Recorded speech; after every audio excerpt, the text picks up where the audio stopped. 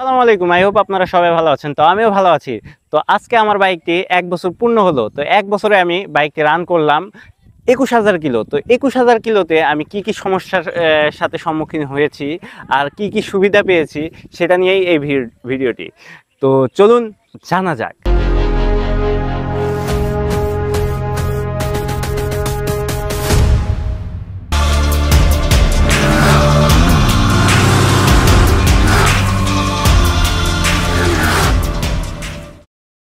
তো আমি ১ বছরে যে সমস্যাগুলো সম্মুখীন হয়েছি তা হলো সর্বোচ্চ যে সমস্যা মনে হয়েছে আমার কাছে এই যে চেন ক্রাঙ্ক আর চেনটা প্রচুর পরিমাণ খুব তাড়াতাড়ি নষ্ট হয়ে গেছে।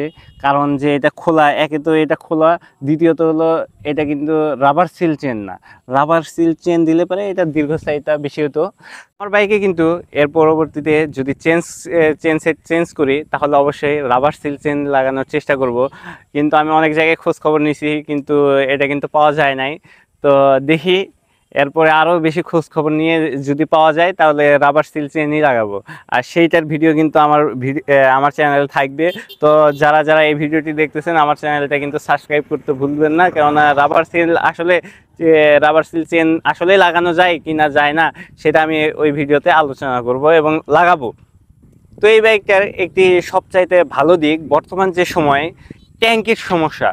তো ট্যাঙ্কির সমস্যার সবচাইতে সুবিধা পাইছি আমি এই স্ট্রাইকার বাইকটা কিনে। কারণ আমার সাথে একজন বাইক কিনছে, তার ট্যাঙ্কির অবস্থা মানে কঠিন অবস্থা। তারপরে কিছুদিন আগে আমি একটা বাইকের রিভিউ করছি, ডিসকভার বাইক। তো সেটার ট্যাঙ্কির অবস্থাও দেখছেন। কিন্তু আমি আমার ভিডিওতে দেখতেই পাচ্ছেন আমার বাইকের ট্যাঙ্কিতে কিন্তু এক ফোঁটা কোনো জং আসেনি। তো এটা আমার জন্য একটা প্লাস পয়েন্ট। আর মাইলেজ মোটামুটি 53-55 পাচ্ছি, এটাতে আলহামদুলিল্লাহ। কারণ আমি গ্রামগঞ্জে বাইক রাইড করি, গ্রামগঞ্জে বিভিন্ন ব্রেক ধরতে হয়, এই জন্য তেলটা একটু বেশি যাচ্ছে। কিন্তু 53-55 এটা পারফেক্ট আমার জন্য। আর দ্বিতীয় কথা হলো যে এই বাইকটিতে আমি যে ব্রেক প্যাড ব্যবহার করেছি, আমি এটা নিয়ে একটি ভিডিও দিয়েছি। আমার বাইকের যে আগের ব্রেক প্যাডগুলো ছিল সেগুলো খুব তাড়াতাড়ি দ্রুত গতিতে ক্ষয় হয়ে যাচ্ছিল। সে কারণে আমি কিন্তু সিরামিক ব্রেক প্যাড লাগাইছি, সেটাতে আমি বেটার পারফরমেন্স পাইছি। কিন্তু কোম্পানি থেকে যেটা নিয়েছিলাম সেগুলো কিন্তু খুব দ্রুত নষ্ট হয়ে গেছে।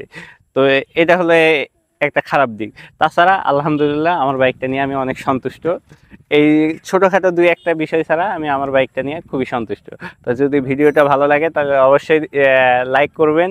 আর লাইক করে আমার চ্যানেলের নিত্য নতুন যে ভিডিওগুলো পাবেন, ব্লগ ভিডিও এবং বাইক টিউটোরিয়াল দেখার জন্য আমার চ্যানেলের সাথে থাকবেন, পাশে থাকবেন। ধন্যবাদ, বিদায়।